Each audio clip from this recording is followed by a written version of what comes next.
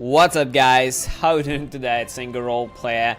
Today we're gonna be doing the video about some things where I will explain you what are standard league and what is a challenge league. And basically the first thing that we will go here, like in create the character, right? Like for example, we'll create the character and we see this. Like what is this? The challenge leagues. Challenge leagues are the ideal place to play Path of Exile and fresh economy, when you complete challenges to win prizes. So what is this? What is standard and what is challenge leagues? Like standard, first of all, standard, okay. Standard is like the core basic game where all wealth is gathered. It's like non-season in Diablo 3. Basically, it's like when the league, the temporary league or challenge league ends, everything transitions back. All the items, all the characters transition back to standard, like the non-season. And standard league kind of all the time gather different aspects of the temporary leagues. Abyss right now is the temporary league. It's also called the challenge league. A temporary or challenge league, they last for about 3 to 6 months depending on the like projected thoughts of the developers and how long the league will last. The legacy league lasted for 6 months, for example. So the Abyss lasts for 3 months. So these are temporary leagues, and they always have separate features that standard doesn't even have. Like they all have, first of all, the temporary leagues always have unique exclusive items. Then they have always have unique exclusive features which are only available in the challenge temporary league, like the Abyss or the upcoming Bestiary league, which will launch in March. Now, what will you play as a starting like newbie player? When I was a newbie player, I immediately clicked standard and started playing on standard because I was fucking scared of this challenge league. Like they sound really scary, like fresh economy, well, some kind of challenges, and I don't know what to do. So I selected standard and started playing on standard. It was a totally wrong idea, guys, because standard is like a giant dumpster with incredible wealth. And an important thing to mention, the standard has an absolutely separate economy from the temporary leagues. The most prices on standard are like set in stone, and a lot of things are incredibly expensive. Also, most leagues, the temporary leagues offer very powerful items. It's like always like a small layer of power creep among the standard. So in the temporary league, you have a high chance to get some very powerful items which you can further later play on standard, but at the same time you can get them easier and cheaper in the temporary league than later you can buy them on standard. Everything that transfers to standard automatically increases in price dramatically. And standard gathered a lot of legacy items extremely overpowered from the previous leagues, and the prices and everything on standard are extremely expensive. At the same time, there's a lot of wealth. There's a lot of wealthy players that can shit Exile orbs left and right. That's why I absolutely do not recommend playing standard, no matter how much time passed through the start of the challenge league. Always try to play the challenge league.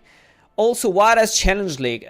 You basically, when you progress through the game, you do all kind of challenges that you can see, like killing specific monsters, killing specific bosses, and you can see how much achievements you get. And Path of Exile always have prizes, always have in-game prizes. Like they always, it's like, you know, the seasonal challenge in Diablo 3. And in Path of Exile, you always get, when you get to the certain amount of achievements, you get prizes like the wings, the portraits, the helm effects, and all this. That's kind of microtransactions, MTX. It's also very cool, but it's not mandatory. Not people many give a shit about these challenges. I personally don't give a shit. I do them casually. I do not farm them. So for me, it's not a big deal at all. I just play this to get exclusive uniques, exclusive items which I can use further for the builds, and I can get it much faster and cheaper in the temporary than in standard. Now, what about a hardcore and softcore? Absolutely do not recommend playing hardcore at all. especially if you're a new player. You basically will die infinitely. I mean, this game not fucks around with you guys. No matter how much hardcore you're playing in Diablo 3, it's like a whole different story in Path of Exile. You will just wreck yourself to reflects, to bosses, because you don't know boss mechanics. You will fucking destroy yourself a lot in this game. So absolutely do not recommend hardcore. Only the best of the best players can play hardcore on Path of Exile, trust me this. Now what about solo self-found? An optional mode disables trade and party play for this character. You can convert it back to the regular character at any time. I absolutely do not recommend playing solo self-found because, you know, first of all, solo self-found means you need to know exactly what you need for your build to progress. You need to know everything about the game. You need to know everything about the build. You need to know fucking exactly which items you need. You need to be like 200% effective in your farming routines and everything in your skill tree. You need to know exactly how to get these items. And there's a lot of RNG involved in solo self-found. Like, I played solo self-found in the Legacy League, and it was a very frustrating experience in the end when I couldn't get the desired items for my Necromancer build. And I got one of the last items only when I became level 89, which is very late in the game, which was very frustrating. At the same time, you cannot really dump all the items that you don't need for the build, but they take stash space and they are pretty valuable, but at the same time they have no use for them, so you cannot trade them for something useful for your build. That's why I do not recommend solo self-found, because, you know, unless you are really like want to push yourself to the new limits, it's not recommended at all, especially for the newer players. Now, what about the league? Like, when the league ends, what happens? What happens when the challenge league ends? All your characters and all your items transition to standard. And the good thing about this is you do not have the limited time to kind of clear the stash, like in Diablo 3 when you have, I think, like a month to clear everything, and then it just fucking evaporates. In Path of Exile there is no such limit. There appears to will be the remove only tabs in your stash. When you click and it's removed from the tab forever, I mean into your character, and then you have to put it into a non-removable stash tab. So once you click it, you need to know exactly where you should place it back.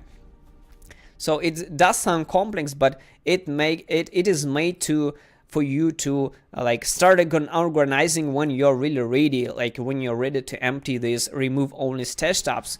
Then you gotta do this. Otherwise, just let them fucking sit there. And I know for a fact there are many many players have like hundreds of the untouched stash tabs with remove only stash tabs. They just fucking hoard them and they do not care.